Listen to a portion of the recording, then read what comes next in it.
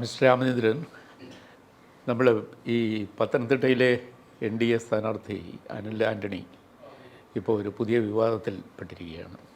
അദ്ദേഹത്തിനെതിരെ നന്ദകുമാർ എന്ന ഒരു വിവാദ പുരുഷൻ ഉന്നയിച്ചിരിക്കുന്ന ആരോപണമാണ്. നന്ദകുമാർ ഇങ്ങനെ ഇലക്ഷൻ കാലത്തും അല്ലാത്തപ്പോഴും ഒക്കെ പ്രത്യക്ഷപ്പെടുന്ന ഒരു കഥാപാത്രമാണ്. അദ്ദേഹം ഉന്നയിച്ചിരിക്കുന്ന ആരോപണം പല കേന്ദ്രങ്ങളിൽ നിന്ന് അവരുടെ പ്രതികരണം ഉണർത്തിവിട്ടിട്ടുണ്ട്. പ്രത്യേകിച്ചും പത്തനംതിട്ടയിലെ പ്രമുഖ കോൺഗ്രസ് നേതാവായ PJ കുര്യൻ, ഉമാ തോമസ് തുടങ്ങിയവർ അതേപ്പറ്റി അഭിപ്രായം പറയുന്ന സ്ഥിതിയിലേക്ക് വന്നു. ഇത് പൊതുവിൽ ഈ കേരളത്തിലെ രാഷ്ട്രീയ രംഗത്തൊരു ശ്രദ്ധേയമായ ചർച്ചാ വിഷയവും ആയിട്ടുണ്ട്. ഈ പ്രശ്നം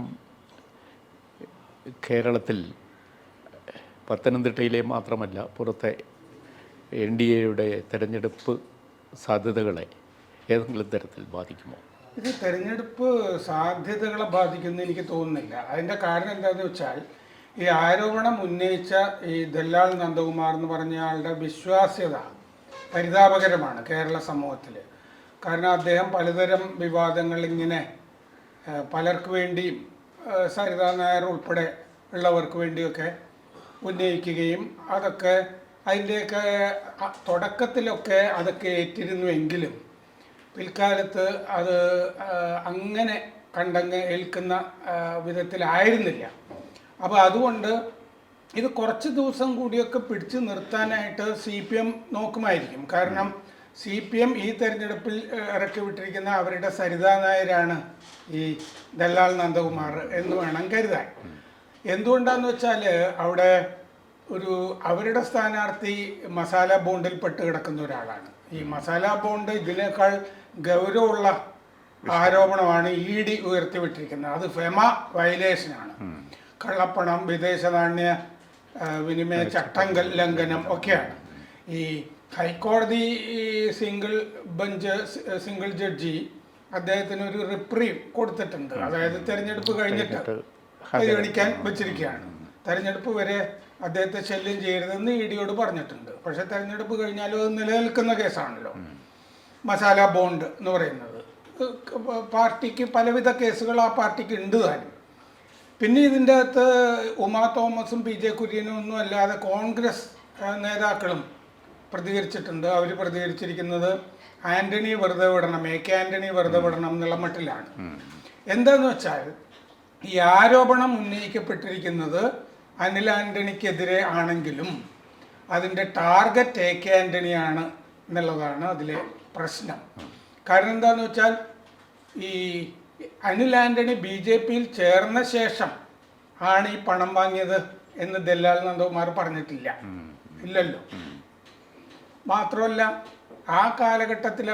ഈ കാലഘട്ടത്തിലാണ് ഇത് ചേർന്നതെന്നൊന്നും പറഞ്ഞിട്ടില്ല. അനിൽ ആൻ്റണിക്ക് അങ്ങനെ എന്തെങ്കിലും ചെയ്യാൻ കഴിയുന്ന കാലഘട്ടം എന്ന് പറയുന്നത് AK ആൻ്റണി പ്രതിരോധ മന്ത്രിയായിരുന്ന പീരിയഡാണ്.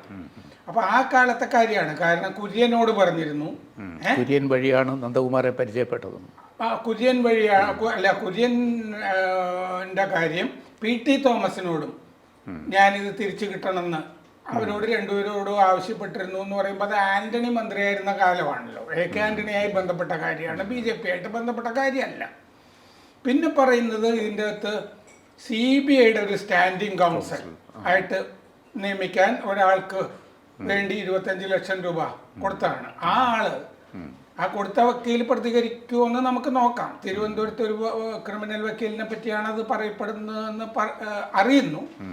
അദ്ദേഹം പ്രതികരിക്കട്ടെ. അപ്പോൾ എൻ്റെ ചോദ്യം, നന്ദകുമാറിൻ്റെ പിന്നിൽ CPM ആണ് എന്ന് വേണം കരുതാൻ. എന്തുകൊണ്ടാന്ന് വെച്ച് കഴിഞ്ഞാൽ, കഴിഞ്ഞ കുറേ നാളായിട്ട് അദ്ദേഹം സംസാരിക്കുന്നത് CPMന് വേണ്ടിയിട്ടാണ്. ഏറ്റവും അവസാനം മറ്റേ പത്മജയെ ചേരാനായിട്ട് CPMലെ ചില നേതാക്കളെ ഞാൻ ഇടപാട് ചെയ്തു കൊടുത്തിരുന്നു എന്ന് നന്ദകുമാർ കുറച്ച് നാൾ മുമ്പ് പറഞ്ഞിരുന്നു. അത് പച്ച പിടിച്ചില്ല. ആ നേതാക്കളൊന്നും അല്ല എന്നെ വിളിച്ചത് കുറേ കൂടി വലിയ നേതാക്കളാണ്, EP ജയരാജനൊന്നും അല്ല എന്ന് പത്മജ പറഞ്ഞു. അതിനു മുമ്പ് അമ്മയുടെ ശതാഭിഷേകമോ നന്ദകുമാറിന്റെ. അന്നും ഇ.പി. ജയരാജൻ അവിടെ ചെന്നിരുന്നൊക്കെ ഓർക്കുന്നില്ലേ, അതിൽ ചിത്രം വന്നതും ഒക്കെ. കഴിഞ്ഞ കുറെ നാളായിട്ട് CPM ആണ് കൊണ്ടുനടക്കുന്നത്. അതെ അതെ, അല്ല നേരത്തെ തന്നെ CPM-ന്റെ സഹയാത്രികനാണ്. അതെ, മറ്റേ VS അച്യുതാനന്ദന്റെ അദാനിയുടെ വണ്ടിയിൽ പോയി ഇറങ്ങുന്നതൊക്കെ ഓർക്കുന്നില്ലേ. അപ്പോ പിന്നെ CBI അല്ല, ഇപ്പോൾ അങ്ങനെ നന്ദകുമാറിനെ പത്തനംതിട്ടയിൽ അനിൽ ആന്റണിക്കെതിരെ ഇറക്കുക വഴി അത്രത്തോളം പരിതാപകരമാണോ തോമസ് ഐസക്കിന്റെ? തോമസ് ഐസക്കിന് ഈ മസാല ബോണ്ട് മാത്രമല്ല അവിടെ ഭീഷണി, പാർട്ടി പ്രവർത്തനം മര്യാദയ്ക്ക് നടക്കുന്നില്ല എന്നുള്ളത് ഒരു വസ്തുതയാണ്. അത് അദ്ദേഹം അവിടെ ചെന്ന് ഇറങ്ങി ഈ റോഡ് ഷോ മുതൽ ഇത് നടക്കുന്നില്ല എന്ന് പറഞ്ഞതാണ്. എന്താന്ന് വെച്ചാൽ പാർട്ടി സെക്രട്ടേറിയറ്റ് കൂടുമ്പോൾ തന്നെ PB ഹർഷകുമാറും ആ ജില്ലയിലെ 5 MLA-മാരും CPM-കാരാണ്. പത്മകുമാറും തമ്മിൽ ഉന്തും തള്ളും ബാക്കിയേറ്റൊക്കെ ആയി. അത് കഴിഞ്ഞ് അവരെ നിർത്തിയിട്ട് വാസവന്റെ നേതൃത്വത്തിൽ, മന്ത്രി വാസവന്റെ നേതൃത്വത്തിലാണ് അവരെ കൂടിക്കൊണ്ടുവന്നിട്ട് പത്രസമ്മേളനമൊക്കെ നടത്തി. പക്ഷെ അവർ തമ്മിൽ ഇനി ആര് സെക്രട്ടറി ആകണം എന്നുള്ള ശീതസമരം കൂടിയൊക്കെ ഉണ്ടെന്നാണ് പറയുന്നത്. അപ്പോൾ മറ്റേ തെരഞ്ഞെടുപ്പ് പ്രവർത്തനം അത്ര നന്നായിട്ടല്ല നടക്കുന്നതെന്നുള്ള തോന്നൽ ഐസക്കിനുണ്ട്. അപ്പോൾ ആ കാരണങ്ങളും ഉണ്ട്. പിന്നെ ഇതിൽ ഈ ക്രെഡിബിൾ അല്ല ആരോപണം എന്ന് പറയുന്നത് എന്താന്ന് വെച്ചാൽ ഈ സാമ്പത്തിക ഇടപാട് അങ്ങോട്ടും ഇങ്ങോട്ടും തീർന്നല്ലോ, കൊടുത്തു തീർന്നു. 25 ലക്ഷം രൂപ കൊടുത്തെങ്കിൽ പൈസ കിട്ടിയിട്ടേ ഇല്ല, ഇത് മുഴുവൻ കള്ളമാണെന്നുള്ളതാണ് അനിൽ ആന്റണിയുടെ നിലപാട്. ഇനി ഉണ്ടെന്ന് തന്നെ വെക്കുക, അത് അങ്ങോട്ടും ഇങ്ങോട്ടും കൊടുത്ത് തീർന്ന കേസാണ്, അതിനകത്ത് വേറെ കേസിന്റെ കാര്യമൊന്നുമില്ല, പരാതിക്കാരില്ല. പിന്നെ ഉള്ളത് CBIയുടെ സ്റ്റാൻഡിംഗ് കൗൺസിലാണ് എന്നാണ് നന്ദകുമാർ പറയുന്നത്. അങ്ങനെയാണെങ്കിൽ പ്രതിരോധ മന്ത്രിയായിരുന്നു AK ആന്റണി. അങ്ങനെയാണെങ്കിൽ ഇത് 10 വർഷം മുമ്പുള്ള കേസാവും. അതെ, പ്രതിരോധ മന്ത്രിയുടെ വകുപ്പല്ല CBI. കേന്ദ്രത്തിലെ CBI എന്ന് പറയുന്നത് പേഴ്സണൽ വകുപ്പിന്റെ കീഴിൽ വരുന്നതാണ്. ആ പേഴ്സണൽ വകുപ്പ് ആരാണോ കൈകാര്യം ചെയ്യുന്നത് അദ്ദേഹം, കാരണം പ്രതിരോധ മന്ത്രിക്ക് സാമാന്യം നല്ല തിരക്കുള്ളത് കൊണ്ടും കാര്യങ്ങൾ നോക്കാനുള്ളത് കൊണ്ടും ഈ പേഴ്സണൽ വകുപ്പ് എന്നുള്ളത് CBI ഭരിക്കുന്ന ആ വകുപ്പ് അത് പല ആളുകൾക്കും അറിഞ്ഞുകൂടാ. ആളുകൾ ധരിക്കുന്നത് ആഭ്യന്തര വകുപ്പിന്റെ കീഴിലോ പ്രതിരോധ വകുപ്പിന്റെ കീഴിലോ ഒക്കെയാണ് CBI എന്ന്. അങ്ങനെയല്ല, അത് പേഴ്സണൽ ഡിപ്പാർട്ട്മെന്റിന്റെ കീഴിലാണ്. അതിന്റെ മന്ത്രി വേറെയാണ്. അത് ആന്റണി ആയിരുന്നിരിക്കാൻ ഒരു സാധ്യതയില്ല. മാത്രമല്ല അതിൻ്റെ ഈ മോഡസ് ഓപ്പറാൻഡി ഒരു CBIയുടെ ഒരു കൗൺസിൽ നിന്ന് തീരുമാനിക്കുന്നതിൽ കോൺഗ്രസ്സിൻ്റെ ഒരു ശൈലിയല്ല BJP ഭരണകാലത്ത്. അതല്ല. അപ്പോൾ ഈ തരത്തിൽ ഒരു കോൺഗ്രസ് പ്രമുഖൻ്റെ മകൻ വിചാരിച്ചാൽ ഇങ്ങനെ ഒരു അഡ്വക്കേറ്റിനെ നിയമിക്കാൻ പറ്റില്ല ഇന്നത്തെ സ്ഥിതിയിൽ. അല്ല, ഇന്നത്തെ സ്ഥിതിയിലല്ല ഈ സംഭവം പറഞ്ഞിരിക്കുന്നത്. കാരണം PJ കുര്യൻ്റെയും PT തോമസിന്റെ ഒക്കെ പേരൊക്കെ പറഞ്ഞല്ലോ. PT തോമസ് ഒക്കെ മരിച്ചിട്ട് തന്നെ ഒരു ഇതൊക്കെ 10 വർഷത്തിന് മുമ്പുള്ള കഥ, പഴയ ഏതൊരു കഥയാണ്. അപ്പൊ അന്ന് ആന്റണിയുടെ കയ്യിലായിരുന്നിരിക്കാൻ വഴിയില്ല CBI. അദ്ദേഹത്തിന്റെ കയ്യിൽ പ്രതിരോധ വകുപ്പാണ്. പിന്നെ ഇതിൻ്റെ അകത്ത് PT തോമസ് അല്ലാതെ PJ തോമസിന്റെ പേര് വന്നിട്ടുണ്ട്. അതായത് മറ്റേ എന്നെ പരിചയപ്പെടുത്തിയത് PJ കുര്യനാണ് നന്ദകുമാറുമായിട്ട് പരിചയപ്പെടുത്തിയത് എന്ന് അനിൽ ആന്റണി പറഞ്ഞപ്പോൾ അതിലൊരു കറക്ഷനായിട്ട് നന്ദകുമാർ വന്നിട്ടുണ്ട്. PJ തോമസ് ആണ് എന്നെ അനിൽ ആന്റണിയെ പരിചയപ്പെടുത്തിയതെന്ന്. PJ തോമസ് ഇന്ന് ഡൽഹിയിലാണ് താമസം. ശരിയാണ്, കേരളത്തിന്റെ ചീഫ് സെക്രട്ടറി ആയിരുന്നു. അദ്ദേഹത്തിനെ ഞാൻ കാണുന്ന അദ്ദേഹം ഇവിടെ തെരഞ്ഞെടുപ്പ് കമ്മീഷണർ ആയിരിക്കുമ്പോഴാണ് കേരളത്തിൽ. അദ്ദേഹം മറ്റേ പാമുലിൻ കേസിൽ പെട്ടിരിക്കുന്ന ആളാണ്. എന്താന്ന് വെച്ചാൽ അക്കാലത്ത് അദ്ദേഹം ഭക്ഷ്യ സെക്രട്ടറി ആയിരുന്നു. അദ്ദേഹം ഭക്ഷ്യ സെക്രട്ടറി ആയിരുന്നപ്പോൾ അത് ഫിനാൻസിലേക്ക് അയക്കാൻ നോട്ട് എഴുതാൻ വിട്ടുപോയി. അങ്ങനെയാണ് പൊതുവെ മാന്യനായിട്ട് അറിയപ്പെടുന്ന ആളാണ് അദ്ദേഹം. പിന്നെ ആ കേസ് കാരണം അദ്ദേഹം സെൻട്രൽ വിജിലൻസ് കമ്മീഷണറായിട്ട് സത്യപ്രതിജ്ഞ ചെയ്തെങ്കിലും കോടതി അത് അസാധുവാക്കി. അദ്ദേഹത്തിന് അതിൽ തുടരാൻ കഴിഞ്ഞില്ല. അപ്പോൾ PJ തോമസ് ഈ നന്ദകുമാറിനെ പോലെ ഒരാളുമായിട്ട് പരിചയത്തിലാകുമോ എന്നുള്ള കാര്യത്തിലൊക്കെ എനിക്ക് സംശയമുണ്ട്. PJ തോമസ് പ്രതികരിക്കട്ടെ. അപ്പോൾ ഈ ആരോപണത്തിന് പലതരത്തിൽ ഈ നന്ദകുമാർ ഇങ്ങനെ ഉണ്ടയില്ല പിടിയൊക്കെ വെക്കുന്ന ആളാണ്. പൊതുവെ അങ്ങനെ വിശ്വാസ്യത എന്നുള്ള ആളല്ല. അപ്പോൾ ഇതിൻ്റെ അകത്ത് പല ആളുകൾ പ്രതികരിക്കാനുണ്ട്. ഉമാ തോമസ് പറഞ്ഞു ഞങ്ങൾക്ക് ഇക്കാര്യത്തിൽ ഒരു വിവരമില്ല. അപ്പോൾ അവിടെ പൊളിഞ്ഞു കഴിഞ്ഞു ഈ നന്ദകുമാർ പറഞ്ഞത്. PT തോമസ് ഒരുമാതിരി കാര്യങ്ങളൊക്കെ ഉമ്മയോട് പറയുന്നതാണ്. എനിക്ക് അത് നേരിട്ട് അനുഭവമുള്ളതാണ്. കാരണം PT തോമസ് ഞാൻ മരേസിൽ പഠിക്കുന്ന കാലത്ത് തന്നെ അവിടെയുള്ള ആളാണ്. പുതിയകാവിലെ അവസാനം ഈ ആയുർവേദ ട്രീറ്റ്മെന്റിന് പിടിയിലുള്ളപ്പോൾ അവിടെ മുറി പോയി ഞാൻ കണ്ടതാണ്. അപ്പുറത്തെ എം ലോറൻസും കിടപ്പുണ്ടായിരുന്നു. എന്നെ കണ്ടപ്പോൾ തന്നെ ഉമ്മയെ വിളിച്ചിട്ട് ഇതേ രാമേന്ദ്രൻ വന്നിട്ടുണ്ട് എന്നൊക്കെ പറയുന്നതൊക്കെ ഞാൻ കണ്ടതാണ്. എല്ലാ കാര്യങ്ങളും ഷെയർ ചെയ്യുന്ന ഒരാളാണ്, അത് ഉമ്മയും പറയുമല്ലോ. അപ്പോൾ ഇങ്ങനൊരു സംഭവം കേട്ടറിവേ ഇല്ല എന്ന് ഉമ്മ നിഷേധിച്ചു കഴിഞ്ഞു. ഇനി മറ്റേ PJ തോമസ് പറയട്ടെ. PJ കുര്യനും നന്ദകുമാറും ഒരു കയ്യാണ്. അതെന്താന്ന് വെച്ചാൽ PJ കുര്യൻ ആന്റണിക്കെതിരാ ഏതോ ഒരു ഘട്ടത്തിൽ വെച്ച് അവർ തമ്മിൽ തെറ്റിയിട്ടുണ്ട്. അതുകൊണ്ട് ഇപ്പോൾ ആന്റണിക്കെതിരായതുകൊണ്ട് ഈ ആലോചിച്ചിട്ടാണ് PJ കുര്യനും നന്ദകുമാറും കാര്യങ്ങൾ പറയുന്നതെന്ന് മൊത്തം സംഭവഗതികളിൽ നിന്ന് വ്യക്തമാണ്. ഞാൻ കുര്യന്റെ പേര് പറയും, അങ്ങ് പ്രതികരിച്ചോളണം കേട്ടോ എന്ന് നേരത്തെ പറഞ്ഞു വെച്ച പോലെയാണ് കാര്യങ്ങൾ നടക്കുന്നത്. ആന്റണിയാണ് സത്യത്തിൽ ഈ കുര്യനെ വളർത്തിയതും ഒക്കെ. മാവേലിക്കരയിൽ ആദ്യം സീറ്റ് കൊടുക്കുന്നത് അദ്ദേഹം മാർത്തോമാ സഭയിൽ നിന്നുള്ള ആളാണ്. അത് കഴിഞ്ഞ് രാജ്യസഭാ സീറ്റ്. ആന്റണി ഗ്രൂപ്പിന്റെ ഒരു ശക്തനായ നേതാവായിട്ടാണല്ലോ കുര്യൻ അറിയപ്പെട്ടിരുന്നത്. പക്ഷെ ഏത് പോയിന്റിൽ വെച്ചാണ് അവർ തെറ്റിയത്? ഈ സൂര്യനെല്ലി കേസിൽ കുര്യന്റെ പേര് കേസിലും സംശയിക്കപ്പെട്ട തലയൂരി എടുക്കാനായിട്ട് ആന്റണി കുര്യന്റെ കൂടെ നിന്നിട്ടുണ്ട് എന്നാണ് ഞാൻ ഈ സംഭവം ഉണ്ടായപ്പോൾ അന്വേഷിക്കുമ്പോൾ മനസ്സിലാകുന്നത്.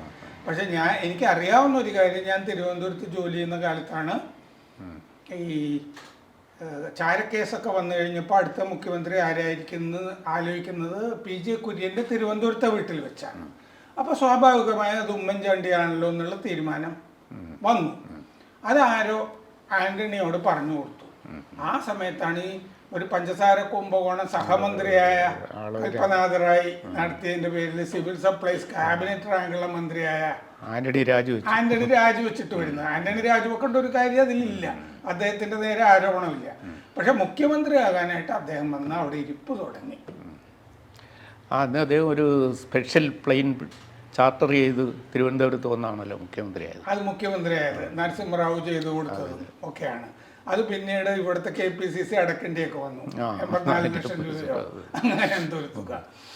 അപ്പോൾ അങ്ങനെ ഏതൊരു പോയിന്റിൽ വെച്ച് അവരെ അകന്നിട്ട് അദ്ദേഹം ഇപ്പോൾ കോൺഗ്രസിൽ ഇല്ലല്ലോ, PJ കുര്യൻ. അങ്ങനെ ഇല്ല, അദ്ദേഹം BJPയിൽ ചേരുവോ എന്നുള്ള സംശയങ്ങളുണ്ടായിരുന്നു. പിന്നെ അതിൽ ചേരില്ല എന്ന് വന്നു. അദ്ദേഹത്തിന്റെ ആത്മകഥ പോലെ. പക്ഷേ ഇപ്പോൾ ഈ വിവാദം കൊണ്ടുവന്ന് അനിൽ ആന്റണിയെ എന്തെങ്കിലും സാധ്യതയെ പത്തനംതിട്ടയിൽ തകർക്കേണ്ട ആവശ്യം PJ കുര്യന് അങ്ങനെയാണെങ്കിൽ എന്താണ്? അത് ആന്റണി കോൺഗ്രസ് സ്ഥാനാർത്ഥിയുമായിട്ടുള്ള അടുപ്പം കൊണ്ടാണോ? അത് ആന്റണി എന്ന് ഞാൻ പറയില്ല. അദ്ദേഹം മറ്റേ ദല്ലാൽ നന്ദകുമാറിന്റെ പുറകിൽ കുറെ ആളുകളുണ്ടല്ലോ. നന്ദകുമാറിന് പരിചയമുണ്ട് അദ്ദേഹത്തിന്, കുര്യന്. അപ്പൊ അതുകൊണ്ട് നന്ദകുമാറിന് വേണ്ടി ഒരു സാക്ഷി പറച്ചിൽ അത്രയല്ലേ അതിൻ്റെ അകത്തുള്ളൂ. അപ്പൊ അല്ലാതെ LDFന്റെ താല്പര്യമാണ്. താല്പര്യമാണ്. അതാണ് ഞാനും പറഞ്ഞു വരുന്നത്. എന്താന്ന് വെച്ചാൽ LDF സ്ഥാനാർത്ഥിയുടെ കാര്യം നമുക്കറിയാവുന്നതാണ്. നിലപെരുങ്ങലിലാണ് ഒരു മുന്നേറ്റം. അവിടെ അനിൽ ആന്റണി പലതുകൊണ്ടും അനിൽ ആന്റണിയുടെ മുന്നേറ്റം, പിന്നെ രാഷ്ട്രീയ സാഹചര്യങ്ങൾ, ഈ കേരള സ്റ്റോറി, കത്തോലിക്ക സഭയിലൊരു അഭിപ്രായ ഭിന്നത, പൂഞ്ഞാർ ഈരാറ്റുപേട്ട ഭാഗത്തെ പ്രശ്നങ്ങൾ, അങ്ങനെ മുസ്ലിം വോട്ടുകൾ കിട്ടാൻ വേണ്ടിയിട്ട് ഇവര് കോൺഗ്രസ്. നിലവിലെ MP കുറച്ച് പരിങ്ങലാണ്. അപ്പൊ അതുകൊണ്ട് ആ വോട്ടുകളൊക്കെ അനിൽ ആന്റണിക്ക് പോകുവോ? മുസ്ലിം വോട്ട് അവിടെ കാര്യമായിട്ടില്ല ഈ പത്തനംതിട്ട. അല്ല, ഇത് അങ്ങനെയാണ് അവർ ഉദ്ദേശിച്ചെങ്കിൽ ഇതിപ്പോ അനിൽ ആന്റണിക്ക് ഗുണമായി തീരുകയാണ്. അതാണ് ഈ CPM കഴിഞ്ഞ കുറേ ദിവസങ്ങളായിട്ട് ചെയ്യുന്ന പല കാര്യങ്ങളും. ഉദാഹരണത്തിന് ആ കേരള സ്റ്റോറി ദൂരദർശനിൽ കാണിക്കുന്നു എന്ന് പറഞ്ഞപ്പോൾ അത് മിണ്ടാതിരുന്നെങ്കിൽ അതൊരു ഇഷ്യൂ അല്ലാതെ നിന്നേനെ. പക്ഷെ അവർ ദൂരദർശന്റെ കാര്യം ഒരു ഇഷ്യൂ ആക്കിയപ്പോൾ എന്തായി? അതൊരു ഹിന്ദു കൺസോൾട്ടേഷന്റെ നിലയിലേക്കല്ലേ വന്നത്. ഇന്ന് റംസാൻ പ്രഭാഷണങ്ങളിൽ സഭകളൊക്കെ ഏറ്റെടുത്ത് അത് കൂടുതൽ പ്രേക്ഷകരിൽ എത്തിക്കുന്നത് അതൊരു കൊടുങ്കാറ്റ് പോലെ ആയിപ്പോയി. ഇടുക്കിയിൽ നിന്നിപ്പോൾ താമരശ്ശേരിയിലേക്ക് പോയി. അതിനിപ്പോൾ ബദലായിട്ട് മണിപ്പൂരിൽ നിന്ന് വല്ല ഫിലിം ക്ലിപ്പിങ്ങും കിട്ടുമോ? ഡോക്യുമെന്ററി എറണാകുളത്ത് പ്രദർശിപ്പിച്ചു മണിപ്പൂരിന്റെ. അതുകൊണ്ടൊന്നും തീരില്ലല്ലോ. കാര്യം എന്താന്ന് വെച്ചാൽ ഇന്ന് റംസാൻ പ്രഭാഷണങ്ങളിൽ പാളയമാമും ഹുസൈൻ മടവൂരും ഒക്കെ കേരള സ്റ്റോറിക്കെതിരെ സംസാരിച്ചിട്ടുണ്ട്. അതും കൺസോൾട്ടേഷനിൽ സഹായിക്കുള്ളൂ. അത് BJPക്ക് അനുകൂലമാണ്. അതെ, അനുകൂലമാണ്. അപ്പോൾ BJPക്ക് വേണ്ടി പിണറായി വിജയൻ കളിക്കുകയാണോ എന്നൊരു സഖാവ് തന്നെ രാവിലെ എന്നെ വിളിച്ച് ചോദിച്ചു. അപ്പോൾ ഞാൻ പറഞ്ഞു അത് അതിനപ്പുറം ചിലർ പറയുന്നുണ്ട്, മറ്റേ സുരേഷ് ഗോപിക്ക് അനുകൂലമായിട്ട് മൊയ്തീനെ രക്ഷിക്കാൻ വേണ്ടി സുരേഷ് ഗോപിക്ക് അനുകൂലമായിട്ട് CPM തൃശ്ശൂരിൽ വോട്ട് മറിക്കുന്നും ചിലർ പറയുന്നതായിട്ട് ഞാൻ കേട്ടു. ഞാനും മറുപടി പറഞ്ഞു. അപ്പം ഇങ്ങനൊരു അവസ്ഥ പത്തനംതിട്ടയിൽ ഉള്ളപ്പോഴാണ് ഈ ക്ലച്ച് പിടിക്കാത്തൊരു ആരോപണം. കാരണം സാമ്പത്തിക 25 ലക്ഷം രൂപ എൻ്റെ കയ്യിൽ നിന്ന് വാങ്ങിച്ചു അനിൽ ആന്റണി, അതെനിക്ക് തിരിച്ചു തന്നു എന്നാണല്ലോ ഈ പറഞ്ഞിരിക്കുന്നത്. ഏത് കാലം എന്ന് പറയുന്നില്ല, ഏത് കാലം എന്ന് പറഞ്ഞില്ല. അത് ഈ കഥാപാത്രങ്ങളെ ഒക്കെ വെച്ചുകൊണ്ടാണ് ഇത് നമ്മൾ കോൺഗ്രസ് കാലം എന്ന് ഊഹിക്കുന്നത്. അതെ. പിന്നെ മാത്രമല്ല ആ പ്രശ്നം എന്തിനാണോ കാശ് കൊടുത്തത് അത് ഒരു കോൺഗ്രസ് ഭരണകാലത്തെ ശൈലിയാണ്. അതെ. ഇപ്പോൾ അങ്ങനെ ഒരു ഈ അടുത്ത കാലത്ത് BJP ചേർന്ന ഒരാളിന് പെട്ടെന്ന് ഒരാളിൻ്റെ 25 ലക്ഷം രൂപ വാങ്ങിയിട്ടൊരു നിയമനം സാധ്യമാക്കി കൊടുക്കാൻ എളുപ്പമല്ല. അതല്ല. അപ്പോൾ അതുകൊണ്ട് നമുക്കിത് തീർച്ചയായിട്ടും 10 വർഷം മുമ്പുള്ള ഒരു കാര്യമായിരിക്കും സംഭവിച്ചതാണെങ്കിൽ. പക്ഷേ അനിൽ ആന്റണി പറഞ്ഞു പച്ചക്കള്ളമാണെന്ന്.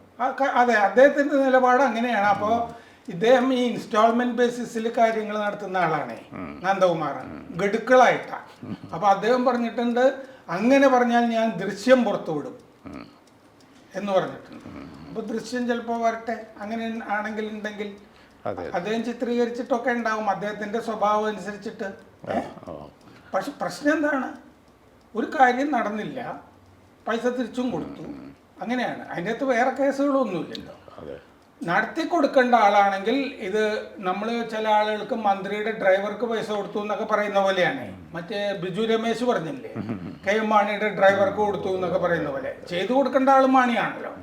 ഇവിടെ ചെയ്തു കൊടുക്കേണ്ട ആളാരാ? AK ആന്റണിയാണ്. അപ്പൊ ആരോപണം അനിൽ ആന്റണിക്കെതിരെ അല്ല ചെന്ന് മുട്ടുന്നത്. അതാണ് ഈ ആരോപണത്തിന്റെ കുഴപ്പം. AK ആന്റണിയിൽ ചെന്ന് മുട്ടിയിരിക്കുകയാണ്. അതെ. അതുകൊണ്ടാണ് കോൺഗ്രസ്സുകാർ ആന്റണിയെ തുടരുത് എന്ന് പറയാൻ കാരണം. സത്യത്തിൽ ആന്റണിയും ആ മറ്റേ മണ്ഡലത്തില് വെള്ളത്തിലാവുകയില്ല. അതെ. ഇത് ഡയറക്റ്റായിട്ട് ബാധിക്കാൻ പോകുന്നത് ആന്റണിയാണ്. അതെ. അപ്പൊ അതുകൊണ്ട് ആന്റണി വളരെ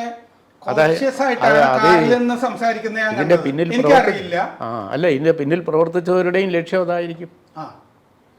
ഒന്നാമത് വീണ ജോർജിന് അതുകൊണ്ടും കൂടിയാണ് ഇതിന്റെ പിന്നിൽ CPM ആണെന്ന് ഞാൻ പറയുന്നത്. അത് ശരിയാകാനാണ് സാധ്യത. കാരണം വീണ ജോർജിന് കിട്ടിയ വോട്ടെങ്കിലും തോമസ് ഐസക്കിന് കിട്ടിയില്ലെങ്കിൽ CPMന്റെ സ്ഥിതി പരിതാപകരമാകും. വളരെ വളരെ വളരെ. അപ്പോൾ ഇങ്ങനെ ഒരു ആരോപണത്തിൻ്റെ അടിസ്ഥാന കാരണം അതാണ്. മാത്രമല്ല ഇലക്ഷൻ ചാർജ് വാസവനായിരിക്കുന്നിടത്തൊക്കെ തോൽക്കുന്നുണ്ട്. പുതുപ്പള്ളിയിൽ അദ്ദേഹമായിരുന്നല്ലോ ചാർജ്. അവർ പാരമ്പര്യം നിലനിൽക്കുന്നുണ്ട്. അപ്പം ഇത് ഈ തെരഞ്ഞെടുപ്പിൽ ഈ വിഷയം ഏൽക്കുന്നതിനേക്കാൾ കടുപ്പമുള്ള വിഷയങ്ങൾ നാട്ടിലുണ്ട്. അത് ഉണ്ടാക്കിയത് CPM തന്നെയാണ്. അപ്പോൾ വിതച്ചത് കൊയ്യും എന്ന് മാത്രമേ പറയാൻ ഇപ്പോൾ സാധ്യമാകും. ശരി. കൂടുതൽ വാർത്തകളും വിശേഷങ്ങളും നിങ്ങളിലേക്ക് എത്താൻ ABC മലയാളം സബ്സ്ക്രൈബ് ചെയ്യുക, ബെൽ ബട്ടണും അമർത്തുക.